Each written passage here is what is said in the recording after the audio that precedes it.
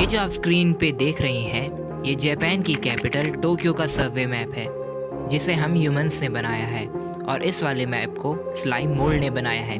Japan जो global railway ranking में number 1 पे आता है, जिसके रेल नेटवर्क को एफिशिएंटली डिज़ाइन करने में हम ह्यूमंस ने 150 सालों से ज़्यादा का टाइम लगाया है, उसी मैप को इस स्लाइम मोल्ड ने 28 घंटों में बना दिया।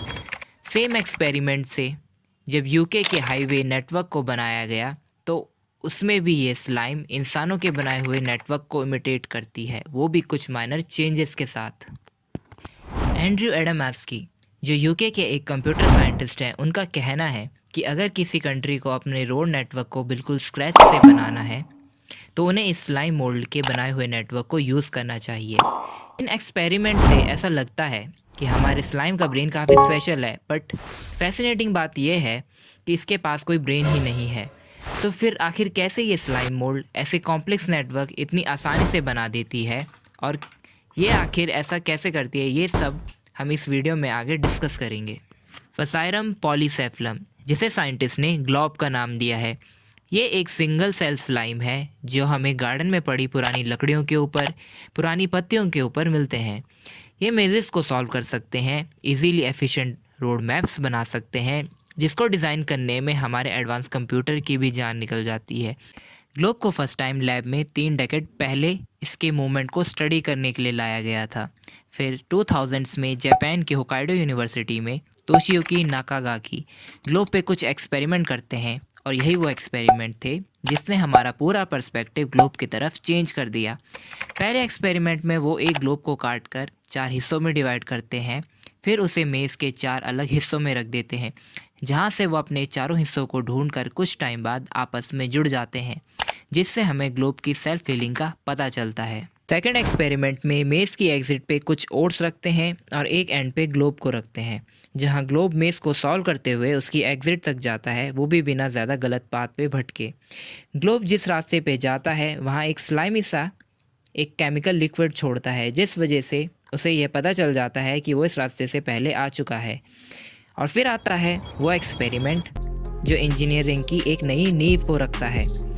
थर्ड एक्सपेरिमेंट में ग्लोब को रैंडम ओट्स के बीच रखा जाता है, जहाँ से ग्लोब अपने आप को फैलाना शुरू करता है, जो शुरुआत में दिखने में बिल्कुल रैंडम सा एक पैटर्न लगता है। कुछ घंटों बाद ग्लोब अपने आप को सभी ओट्स के टुकड़ों को खुद से एक बहुत ही एफिशिएंट तरीके से कनेक्ट करता है, एक बिल्कुल ही नया पैटर्न बनाते हुए। बट शॉकिंग पार्ट ये है, साइंटिस्ट ने ये ओट्स को रियल लाइफ टोक्यो में प्रेजेंट सारी सिटीज़ के कोऑर्डिनेट के हिसाब से लगाया था। सरल भाषा में कहा जाए तो साइंटिस्ट ने ओट्स से एक छोटा सा टोक्यो बनाया था, और जिस रैंडम नेटवर्क से ग्लोब्स इन सिटीज़ को कनेक्ट करता है, वो काफ़ी हद तक टोक्यो के सबवे नेटवर्क को रेप्लिकेट करता है। इवन ग्लोब के रेलवे मैप को कंपेरेटिवली ज़्यादा एफिशिएंट भी बताया जाता है।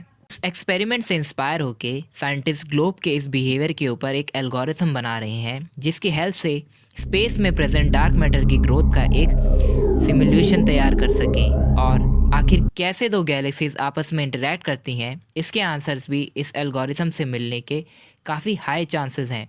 इसी पे और रिसर्च करने के लिए 10 अगस्त 2021 को इस मोल्ड के 4 सैंपल्स को स्पेस में भेजा गया, जहां European space agency microgravity environment में इसके बिहेवियर में होने वाले चेंजेस को स्टडी करेंगे, जो इस एल्गोरिथम को और ज़्यादा एक्यूरेट बनाने में मदद करेगा। इसकी ये इंटेलिजेंस साइंटिस्ट को ये सोचने पे दोबारा मजबूर करती है, कैसे ये बिना दिमाग इतना कुछ कर सकता है, जो कि साइंस के हिसाब से तो इम्पॉसिबल है। इस पर साइंटिस्ट के मिक्स थॉट्स हैं, और रिसर्च अभी भी जारी है।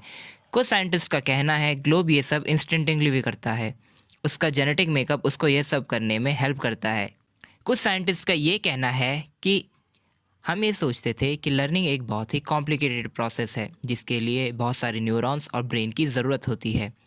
बट अगर एक ब्रेनलेस सिंगल सेल में लर्निंग हो सकती है, तो इसका मतलब लर्निंग का प्रोसेस एक बहुत ही सिंपल तरीके से होता आ रहा है, जो कि सभी लिविंग बीइंग्स में यूनिवर्सल है।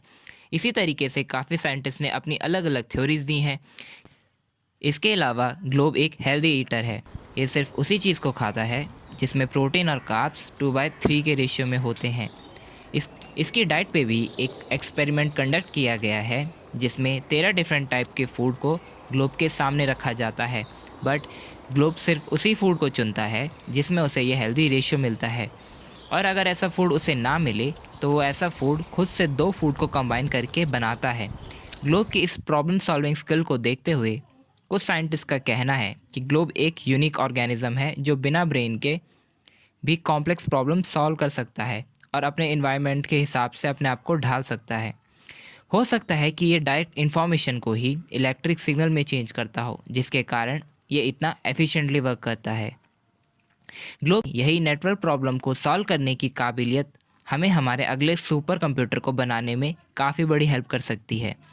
साइंटिस्ट ग्लोब को लेके अभी और भी रिसर्च कर रहे हैं, जिन्हें हम उन रिसर्च के आते ही कवर करेंगे। आप हमें अपने व्यूज़ कमेंट्स में बताएं, और अगर आप किसी टॉपिक पे वीडियो चाहते हैं तो वो भी बताएं।